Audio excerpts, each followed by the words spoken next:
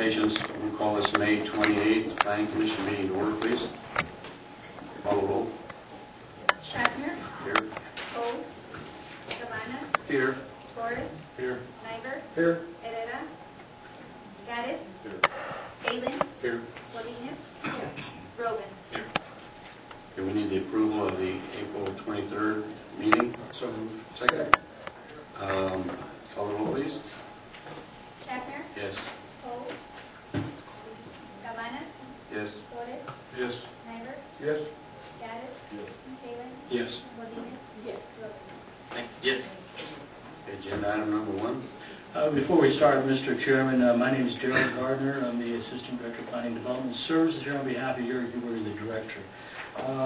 We'd like to also introduce today in the audience is Mike Root, our County Counsel. He's sitting in back there observing. We have Assistant County Counsel Joanne Yeager here today with us. We have Katie Turner. She's the associate with the Department of County Counsel. And we have Charles Withers. He's on board brand new. I didn't want to introduce them all, so we met with the players who are in the room other than county staff. With that said, we'll move on to item number 1, which is a continued item. It's an enforcement case from Lillian Goodrum and Tony Weber joint regarding condemnation of property. Mr. Donnelly here, our building division manager, is supposed to handle that case for us. Good morning. Good morning. Ryan Donnelly, building division manager. I'd like to ask the board in this case to declare the conditions on the property be in violation of the county land use ordinance and the public nuisance, and direct the property owner to abate the conditions on the property within 45 days. And we'd also like to ask that if the property owner fails to abate the conditions within the specified 45 days, grant permission to the enforcement officer to have conditions abated and place lien on the property. Okay, do we have a representative of this item here? Please state your name and address for the record. Evelyn Goodrum Buckner. Okay, have you read the entire packet? Yes, I have. Do you agree with everything in it? Yes, I do. Okay, do you have any questions or comments on this at this time? I do have one particular comment. We are taking care of the tearing down the buildings, and I have the Planning Commission papers for the permit that will be complied with and be sent in by Tony Y. Weber, which is in Texas at this time. And I would like it to be taken under consideration that the Quonset hut could be stayed on the property, if they could go back out and relook at that Quonset hut and use that, because we are going to put a 10 by 40 or 10 by 50 home on this property once everything is complied with the Planning Commission. And we would like to take under consideration that we will paint this building, and we'd like to use that as a carport.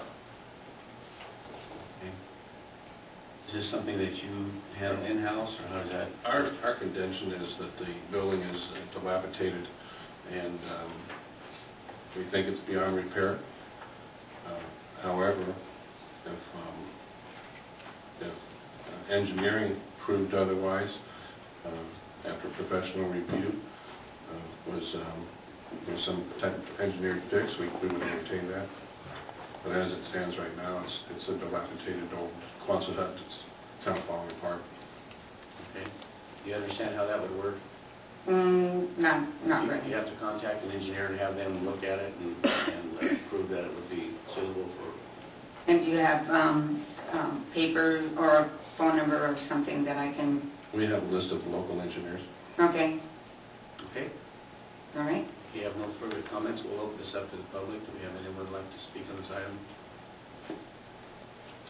If not, we'll close the public portion of the hearing. Mr. Gardner, do you have any questions? Yes, I do have a comment, and that comment relates to accessory structures without a primary structure.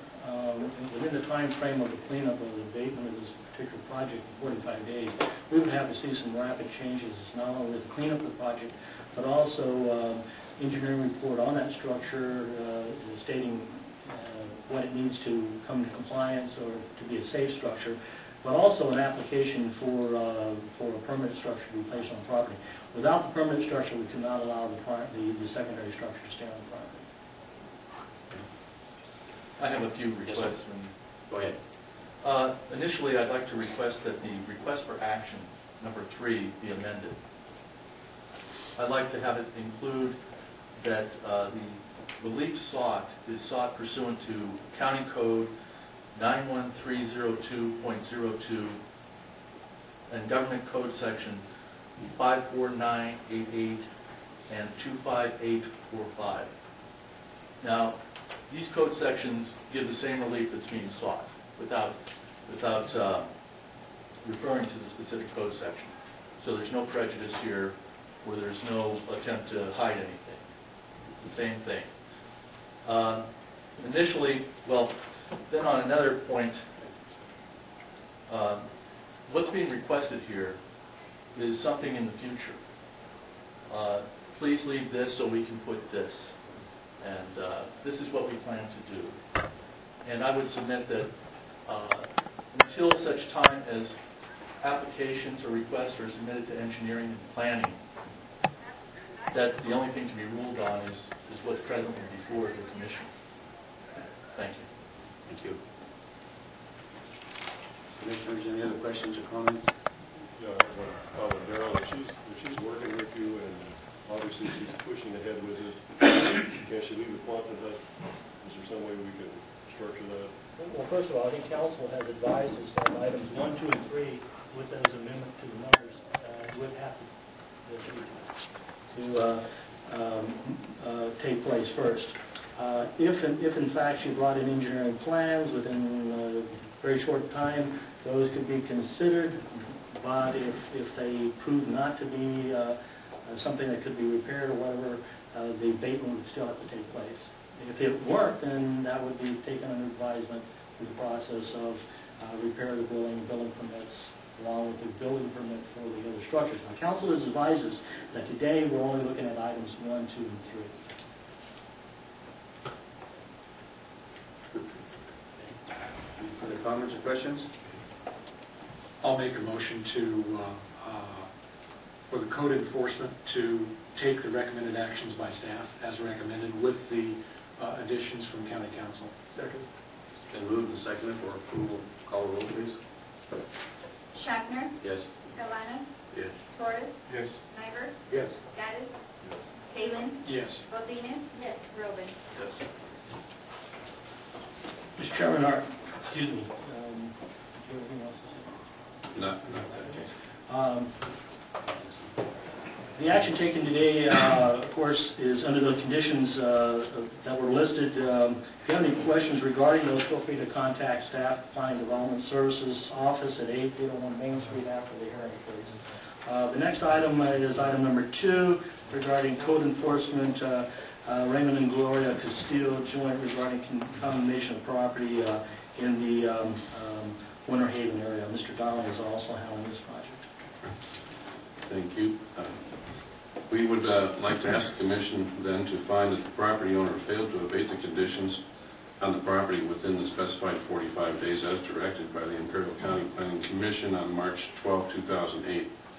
I also ask to find that the posting of the Imperial County Planning Commission's decision was posted appropriately pursuant to the Imperial County Land Use Ordinance Title IX, and to grant permission to the enforcement officer to have the conditions on the property abated, have lien assessed against the property for cost incurred for such abatement pursuant to Government Code Section 38773.5. Is there a representative for this project here? Mr. Gardner, shall we go ahead and move forward with this? I would recommend that the Planning Commission take the action as requested. We have, as you notice in our chronology, numerous contacts. This has been ongoing for well over a year with various nuances as far as who the owner is and whatever. And I think the next step is we've given every opportunity.